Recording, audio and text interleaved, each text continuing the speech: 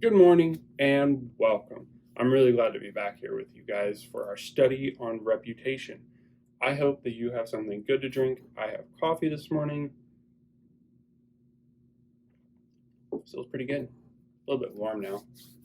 Hopefully, you guys like coffee, but if you don't, hopefully you have something else. We're going to be here in Luke 12.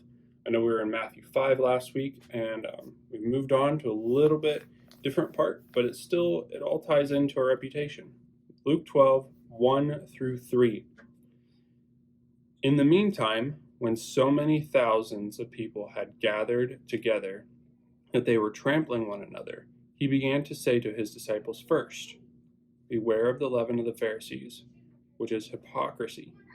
Nothing is covered up that will not be revealed, or hidden that will not be known. Therefore, whatever you have said in the dark shall be heard in the light, and what you have whispered in private rooms shall be proclaimed on the housetops." Wow. It's interesting that he told his disciples this first. As us as Christians, we should be extremely watchful of what we say. But other than that, everyone should be, because it's going to be known. Let's go back to this verse here. Verse 2. Nothing is covered up that will not be revealed, or hidden that will not be known. So whatever we're saying, whatever we're doing, even if it's an action, we're not telling anybody, we're out, no one knows. Eventually, someone's going to figure it out. It's not going to be, everyone knows. Not everyone knows, but someone will figure it out. And God always knows. Even if no human being in this life or in your life knows what you did or what you said, God knows what happened. And that's the thing, is we think, we're going to be judged by man. It's like, no. As it goes on, verse 4 says, "I tell you, my friends, do not fear those who kill the body, and after that have nothing more they can do. But I will warn you whom to fear. Fear him who, after he has killed, has authority to cast into hell. Yes, I tell you, fear him. Are not 5 sparrows sold for 2 pennies, and not one of them is forgotten before God?" Let's reread that. "And not one of them is forgotten before God." 2 birds. Why, even the hairs of your head are all numbered. Fear not. You are more valuable than many sparrows.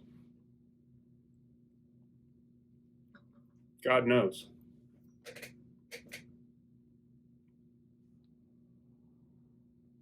Back up to verse 3.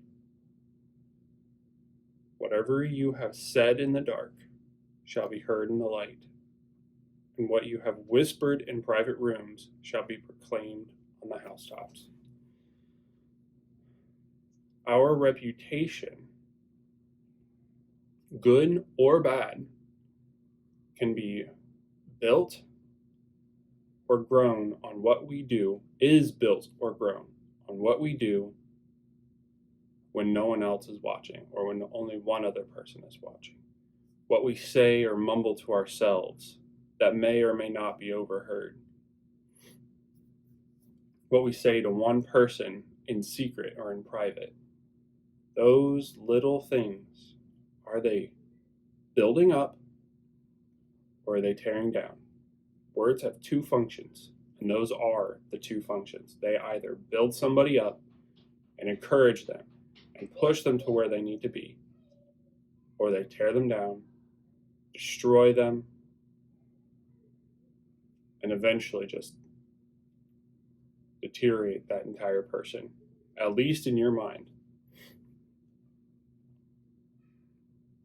We have to be so careful where we let our thoughts and our words stray, even to our closest friend. What are we saying? And what is it doing to the person you are talking to, talking about, or even about yourself. What is it doing to you?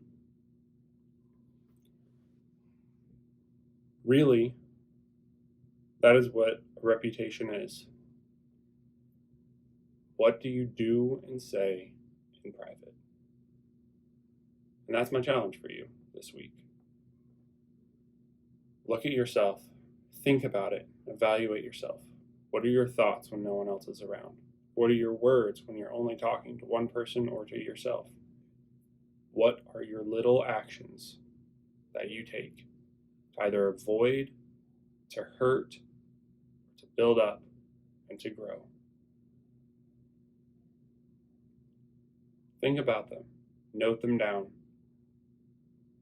and then change what you need to grow people, to build them up, to give them strength, to aid and to help. But don't take me wrong here. That does not mean you always have to encourage somebody. If someone is in sin and doing wrong, it does not mean that you have to go, yes, keep going where you're going. No. Building and growing sometimes means telling people the hard truth in a loving way, but being willing to walk with them to grow afterward and through the conversation. It is a conversation, even in confrontation. Working with people to grow, not just saying, you're wrong, and walking away. That is tearing them down. So think about it. Love to have a conversation with anybody about it. Have a really good week.